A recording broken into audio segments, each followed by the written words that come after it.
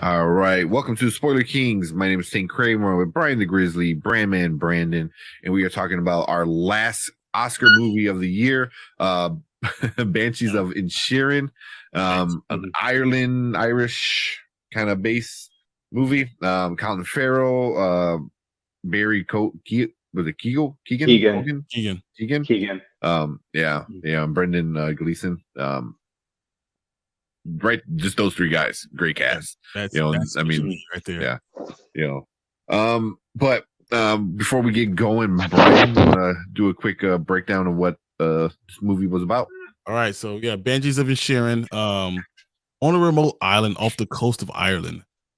Patrick is devastated when his buddy Colm suddenly puts an end to their lifelong friendship. With help from his sister and a troubled young islander, Patrick sets out to repair the damaged relationship by any means necessary. However, as Colm's resolve only strengthens, he soon delivers an ultimatum that leads to a shocking set of consequences. This is based in the 1920s. It's a crazy thing. I mean, it's beautiful. This is one of the most beautiful things I've ever seen. So, yeah. I mean, the whole backdrop is the Irish Civil War. Yeah. They constantly hear the gunshots and rockets and stuff. It almost mirrored their relationship. It was crazy. Oh, it's definitely a metaphor for the war. Yeah, it was definitely a metaphor for that. Definitely. So before we get into like the big spoiler, well, we can go right into the big spoilers. With what happens, what the shocking consequences were. So we will, it's hard not to talk about that. But Brandon, give us a couple of good things you liked about this one. I'd say the performances, specifically Colin Farrell's as Patrick, if I'm pronouncing his character's name correctly. Yeah. I loved how just kind of neurotic and constantly on edge he was. That's it. Yeah. I loved that. And Brendan Gleeson's great in pretty much anything he's in it. And whenever him and Farrell are together, they like with In Bruges, which writer director Martin McDonagh also did. They're really really good. Whenever they share the screen, I really like the approach to the narrative. It was almost like an absurdist approach that McDonagh took to it, which I thought in terms of the delivery, it was very, despite the extremes that the characters went to, it was like a very subtle, almost kind of nuanced approach to it, which was kind of interesting to watch. It kind of definitely kept me invested in that regard. And just the landscape, the way that it was shot, beautiful. Made me. I'm planning on getting to Ireland at some point in time soon. It just made me want to do it even more. Yeah. So yeah, I'd say those are mine. Okay. That's good. For this one. What you got, Brian? It was a really good movie. As far as acting wise, it was so good, so well written. As I said, it was almost like a metaphor for the war, for the Civil War that was going on. I asked you guys before, spoiler alert, guys. Colm cuts off his fingers and try to prove a point. And in my mind, I was just always thinking, what was his point? And then I start to realize, for me, that he wanted to be this great great musician, right? And by cutting off his fingers and blaming his friend, he takes the pressure off of him being this great musician. It's not his fault that he didn't become this great musician anymore, because he's depressed. The entire movie, he's depressed, right? You see him going through the stages of depression, but by cutting off his fingers and blaming his friend, now it's not him that didn't fulfill his potential. It's you stop, Patrick, stop me from becoming a great musician, and by this consequence, I told him what was going to happen, and he didn't listen to me, so that was the consequences, and now I'm not a great musician. So it took all the pressure off of him. It was crazy. Yeah, I didn't think about it that way, but it kind of that fits. for sure. Same. This is my first time really giving that thought. I just kept thinking, why would he do that? And then you realize that by doing that, he no longer has to worry about all the pressure of being a great musician. He doesn't have to worry about it. Yeah. But now he can blame the boring guy. Yeah. Yeah. Yeah. But now he loses his friend. So I thought that was really crazy. But this was just it was times where I was laughing at it that I felt bad about laughing.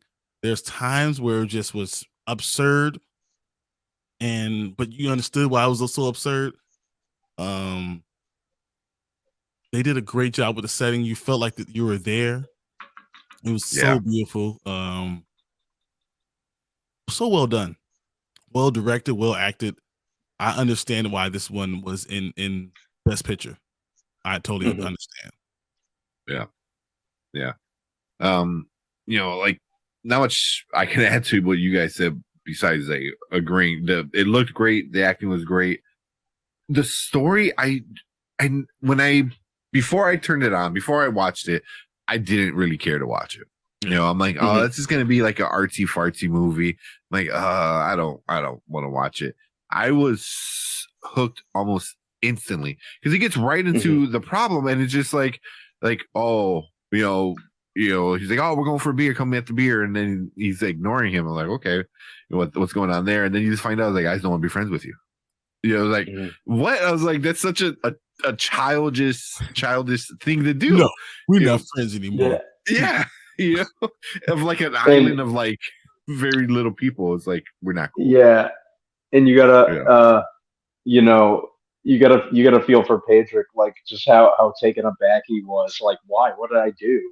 It's like, dude, we've been drinking buddies forever. Yeah. And he's immediately established as kind of like this happy-go-lucky type guy, albeit a little neurotic. But that side of him doesn't really come out until he gets the news from Calm. Yeah. But I would say he's even neurotic right in the beginning, because he walks to the house and he's like, "Oh, we're going for a pint," and he's like, "Oh, we're going for a pint, right?" He's like bugging him through the window, like within like 5 minutes, and he keeps like, "Oh, we're getting a drink. I'll meet you down there before we drink. I'll order you a drink. Oh, we'll get a drink." Yeah, I'm like, "Oh, dude, you're like obsessed with this guy, or with I don't know if it was more obsessed with the guy or more obsessed with the routine, I think he was like having a friend. So like his only friend was the donkey, with the miniature donkey. Yeah. So like I feel like that's what it was. He was obsessed with having someone that would accept him for for who he is, and because he didn't have anyone but Calm. He really didn't have anyone else. That's why Patrick can continue to fight for the relationship, because he didn't have anything else. There was no other human being that he talked to that would accept his sister, but besides his sister, but his family. You needed to have a friend. And in this small island, he needed to have his best friend. So he was fighting for that. So he only had his sister, he had his friend, and he had his donkey. And by the end of the show, by the end of the movie, he has none. Yeah. It's crazy. Yeah. I mean, the more the movie went on, the more I was like, oh, Coleman is not really his friend to begin with. Because I believe the bar keeps the two bar guys that were always there were saying like, oh yeah, you did a lot of the talking. He's like, what? No, I didn't. He goes, yeah, he never really talked that much. So it was like, so he just kind of sat there and drank and didn't really. He was depressed. Just there. Yeah. Home was the for years though. It seemed like. But it didn't matter to Pedro because he didn't even realize it. And Colin was just going through a major depression because he never reached his potential, and that's what he was dealing with. And his talk with the priest kind of opened his eyes to all of that. Yeah. So there's a bunch of good stuff that we liked about it. Any bad things? Anything you didn't like, Brandon? It's definitely not and this isn't even I wouldn't even say this is a bad thing about it, but it's definitely not a movie for everyone. Yeah. Which I'm kind of fine with, because I don't think all movies need to be for everyone. But you really, have to kind of know what you're getting yourself into. I think if I had to categorize the movie, I'd say character study. And I know those can be kind of tough from time to time for people to kind of get invested in. So it's very much an acquired taste. You really have to kind of know what you're getting yourself into, and it is a movie that you need to exercise a lot of patience in order to watch and really, like I said, know what you're getting yourself into. Otherwise, it's not going to work for you. But other than that, I'd say that's really my only complaint. But at the same time, I know that's not a complaint. But other than that, I can't really think of any. It's just it's a very specific type of movie. Yeah. And a very less eloquent way to saying that is it was effing weird. It was weird and hard to understand. You know. Yes, so it is very out there. It's out there without being in your face about it, which is cool. But I can understand why other people wouldn't want to see it. Like this is so stupid. What the hell is he doing? Why is he doing this? Why I can't understand their accents. I don't understand what the hell's going on. I can see people saying that and being turned off by it. I think it's a good movie. I think this is it's artsy enough, but had a good enough story, and the acting was so good, and the director did a great job. But it was also kind of like a dark comedy, as we said before. It's kind of dark. It was kind of funny. But I was pretty upset, when the donkey choked him on the fingers. Man, that was messed up. I was like, really? It sure was. Really? Yeah. Don't do that. It was like he just lost his sister. Yep. He's going through the thing with the friend, and then he comes home and the fucking donkey is dead. Yeah. But because of the fingers he cut off, because was it Pedrick? Him. Yeah, because he just wouldn't stop bothering him. It's just like I was like, oh my god, that's such a crazy like chain of events that just all like went down. Like the only sane one I feel like was the sister. I forgot what her name was. Definitely. I forgot what her name was. She was the only one, because there's a part where she goes to Calm and is like, "What are you doing?" And he's like saying, he goes, "Well, what do you want for this to stop?" And he's like, "Silence." He's I just want not to be bothered, and for Pedrick, just to like leave me alone. And she goes, "Why?" He was like, "He's boring." He's like, "You're boring. All you are boring. This entire island is boring." It's like, and I'm like, that's so funny, because it's like, it's true. It's like it's an island off of Ireland.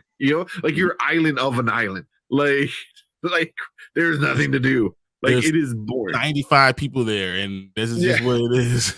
Like you do the same thing everyone else in that area does. You go to the bar at night after you work. Like that's like that's it. Like you don't do anything else. Like so, like for her just to yell like you're all boring, it was like just so true. Like you saw like she wanted more in life, because once she read, it seemed like a lot of the other people didn't read. Because when they mentioned it, they were like, she reads. Yeah. So she knows there's a world out there. Or something like that. Sealbon. Yeah. Siobhan. Siobhan. But she was weird. That was funny. That was funny that you had that, but like she's the only one with any sense, and all these men are just drunk idiots all around her. Cut it off fingers, and like that was your solution, to cut off the finger. It's just so stupid, and but it's just no amount of resentment is worth my fingers. Yeah, but that's what you do when you're bored. But this made him a great fiddler. Like this made him a great musician, and it's the thing that takes it away. All that stress is gone. We also can't do nothing. Can't do this. Like can't do this. Like I mean, he was doing it with one finger, with the four fingers. But just real quick, there's another part that I thought that was like super funny. He goes in there kind of aggressively. Pedrick, it's a Combs house, and he goes, "I'm not crazy." And they were talking about craziness, and he goes, "I got 10 fingers to say I'm not crazy. How many fingers you got?" He's like, 9. like that was funny. That was so funny because it's also true. It's like I might be boring, but you're crazy, dude. You know, it's like so it's just a legit island of Craziness. weird and boring people that are also crazy. But I can like you said, Brian. End. What did you think about the end though?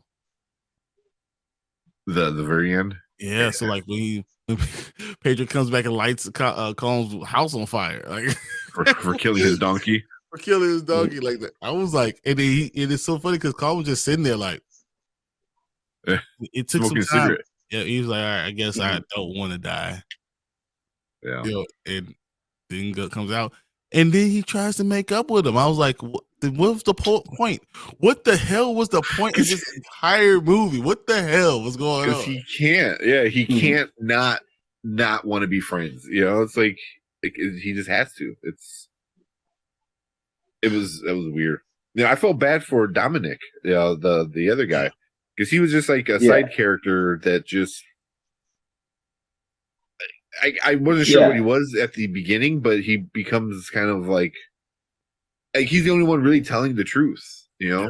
Because right off the bat, he's like, oh, maybe he just don't like you. And that's exactly why, and he says all these other things where you're just like, oh, he's just a little off kind of person, so, but everything he said was true. And then he's, died at the end. I thought that was effed up. They leaves him alone. And that was just so much. And then after all that, Pedrick is like, all right, I'm done. I'll never forgive you. I will never forgive you. Like, it's like you killed. I lost my sister. I lost my donkey. F your fingers and F your couch. That's what it kind of came down to. And I thought that was interesting. Yeah. Oh, except the dog. Because he told him, he goes, oh, thanks for looking after the dog. And like he turns around and he goes, anytime. It's like Jesus. I was like, for real? Yeah. This is what's going on. Yeah. Like, dude killed your donkey. The other dude burned down your house. And you're like, hey, thanks for not killing my dog. He's like, I got you. It was like, what? He's like, hey, respect. Yeah. That's what we call a line, dog. Yeah. Yeah. So, So, but real quick, I agree with Brian what you said. Where like I can see people being really put off with it. Yeah, even Brandon kind of said it. I like for me, like I see like my mom watching this and saying she doesn't like it. She's like, it was a weird, stupid movie. I don't know if she does. I want to ask her if she actually watched it or not, because I know she does watch a lot of the Oscar movies before the show. So I want to find out if she liked it or not, because like is the thesis true, is correct, that because it can easily be very off-putting for some people. It's made for a certain kind of audience, luckily we were the audience. I think we appreciated it, which was good, and I guess a lot of other people did as well. So but with that being said, we gave you some good stuff, like a few things that we think might not sit well with other people. But our last question for this season of the Oscar movies, we already asked the other 9. So this one, our last one, does Banshees of Inisherin belong in the best picture category of the Oscars? What you guys think? Brandon? Yes.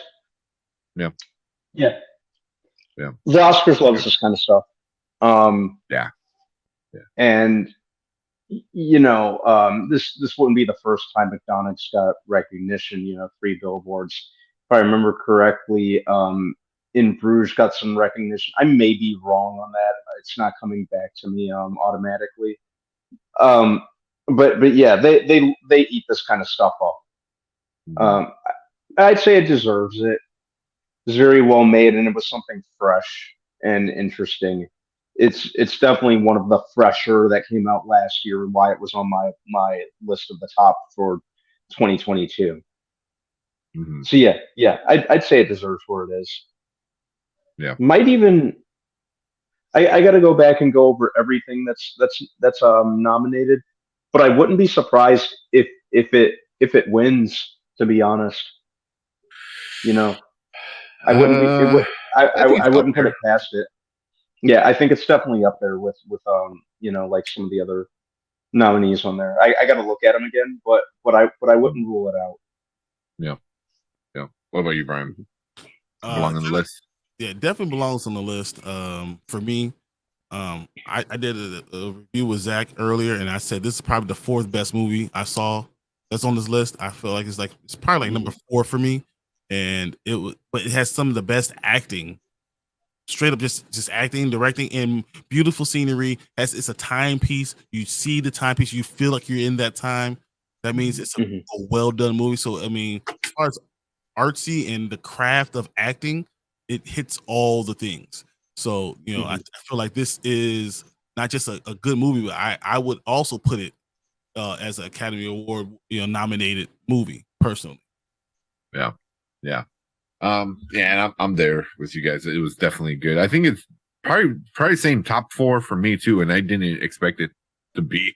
It was really just a good time. It wasn't too long, less than 2 hours, I believe, and that just an interesting story, a very different take on something that I don't think we've seen much of. Just two friends bickering over nothing. It's just so and madness ensues. So, but it is up for a couple other ones as well. So it's up for Best Picture, Best Actor in Leading Role. It is up for Best Actress in Supporting Role, Best Directing, Best Actor in Supporting Role. So it's up for leading and supporting for actors. Best Writing. It is up for Best Music. It is up for Best Film Editing. And I believe that's it. Yeah. So it could win a few awards. I think it will. Yeah. Probably supporting actor. I could see it. Possibly even best leading actor with Colin Farrell. Yep. He only has one other person really maybe 2 other people, Brandon Fraser and 3. Yeah. I'm drawing a blank on his name from Everything Everywhere. Yeah. I'm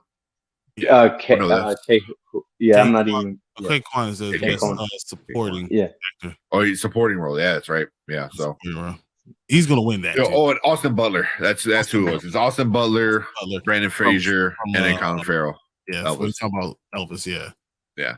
So, so it's gonna be interesting. One. I am really excited about this Oscars. I haven't been excited in a while. They usually kind of suck. So I'm kind of interested to see what they do, because there are a couple movies on this list that they usually don't put on, So, like this is kind of right up their alley. So I'm not surprised it's not on. I'm not surprised it is on the list. So, but we'll get into our last review, or not last review, our last live show before the Oscars. Later on tonight, if you're watching this now, so the Friday before the Oscars, we're just gonna invite a bunch of people on to talk about all the categories and stuff like that. So it should be fun. Yeah, but who's gonna be the big winner? Like who? Yeah, the movie of the year, but who's gonna have the most wins? Not just nominations, but the most wins. Because Tar got nominated for everything. I hope they don't win crap, personally. But maybe the way it's put together, maybe the way they piece it together. But besides that, I don't want it to win anything. But does it win everything then? Does Fablemans win? It didn't win as much as I thought it was going to win. The SAG Awards were interesting too. So who won the SAG Awards? So those are all things that we're going to be talking about Friday. So please join us then. It's going to be a lot of fun. Yeah, it's going to be fun. And then we'll probably do one. Probably one more after the Oscars, sometime after the Oscars, probably that Friday, and just kind of recap everything that happened. How right or wrong we all were. So, but cool, man. Unless you guys got anything else, we'll call it. Sounds good to me. Got it on my end. All right. So that is our thoughts of our last movie of the 2023 Best Picture nomination category. We got all 10 of them done. So let us know what you thought about this one or any of the Best Pictures. And I don't know. I'm kind of curious to know what people think about Banshees. Yeah. Did you like it, or did you think it was too weird for you?